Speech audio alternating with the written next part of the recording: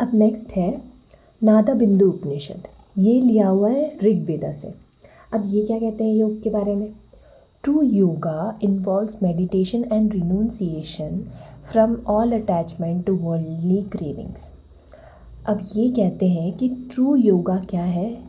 Involves, true yoga में होता है मेडिटेशन और रिनोंसिएशन, मतलब अपनी मर्ज़ी से जो वर्ल्ड की क्रेविंग्स है, वर्ल्ड की जितनी भी वर्ल्डली ऑब्जेक्ट्स हैं, मटेरियलिस्टिक ऑब्जेक्ट्स हैं, इनसे अटैचमेंट को अपनी मर्ज़ी से रिजेक्ट करना ही ट्रू योग है।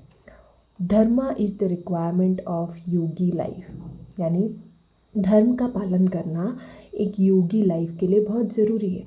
और धर्म का मतलब उसका रिलेशन रिलीजन से नहीं है, जबकि आइडियलिस्टिक लिविंग, जो सत्य हो गया, फिर नॉन वायलेंस हो गया, इस तरीके की चीज़ों का फॉलो करना ही योगिक लाइफ के लिए ज़रूरी है।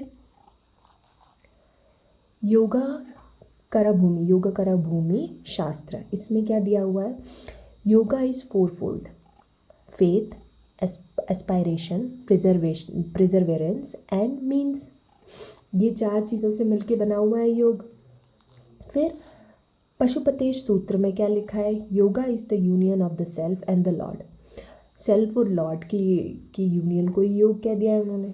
फिर मालिनी विजयोत्तर तंत्र, ये क्या है? ये कश्मीर से शैविज़म है, कश्मीर शैविज़म की बुक है। Yoga is said to be the oneness of one entity with another. अब इसमें योग को क्या कहा है कि एक एंटिटी का दूसरे एंटिटी से जो वननेस है, वो उनका मिल जाना है, वही योग है। कथा उपनिषद में क्या कहा है? When the 5 senses along with the mind remain still and the intellect is not active, that is known as highest state. They consider yoga to be firm restraint of the senses, then one becomes undistracted. अब इसमें ये दिया हुआ है कि जब 5 sense organs along with mind के साथ में स्टिल रहते हैं और जो हमारा ईगो है वो एक्टिव नहीं है, तो ये हमारी हाईएस्ट स्टेट है। कब? जब हमारे 5 सेंस ऑर्गन्स और माइंड स्टिल है और ईगो भी एक्टिव नहीं है, तो वो हाईएस्ट स्टेट है। इसी को योगिक स्टेट कहते हैं। वो योगा को ये मानते हैं कि इसमें हमारे सेंस ऑर्गन्स हमें नहीं चला रहे होते, हमारे हिसाब से वो सेंस ऑर्गन्स चलेंगे, इसीलिए हम डिस्ट्रैक्टेड नहीं होते। अब नेक्स्ट है शैव सिद्धांता। इसके हिसाब से क्या है? To have self mastery is to be a yogi. अगर आप अपने आप का बेस्ट वर्जन बनना चाहते हो तो वो ही एक योगी है।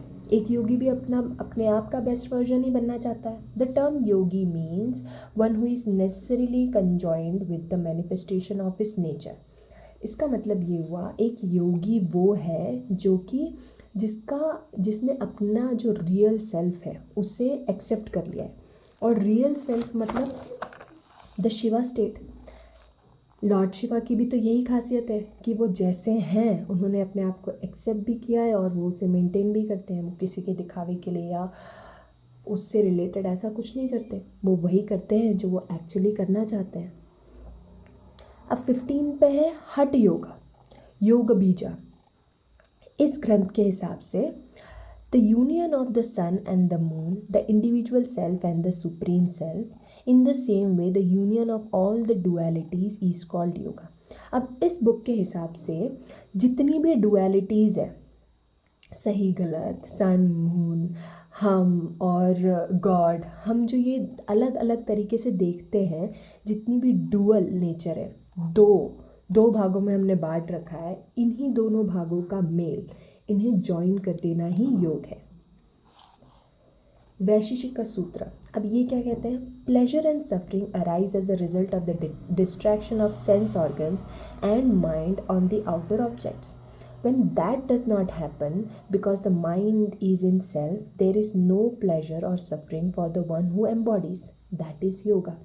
मतलब कि प्लेजर और सफरिंग तब होती है जब हमारे सेंस ऑर्गन्स और माइंड बाहर के ऑब्जेक्ट्स पे लगे हुए रहते हैं।